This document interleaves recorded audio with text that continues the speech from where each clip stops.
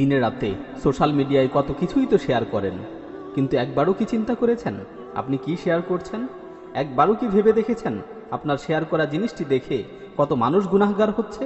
মনে রাখবেন, আপনার শেয়ার করা হারাম জিনিসটির মাধ্যমে যত মানুষ গুনাহ করবে, আপনার শেয়ার করা হারাম জিনিসটি যত মানুষ ডাউনলোড করবে, যত মানুষ শেয়ার করবে, যত মানুষ শুনবে ও দেখবে, তাদের সকলের সমপরিমাণ গুনাহ আপনার আমল নামাতেও লিপিবদ্ধ হবে। এমনকি আপনার মৃত্যুর পরেও গুনাহটি চলমান থাকবে এবং আপনার আমল নামায় যুক্ত হবে।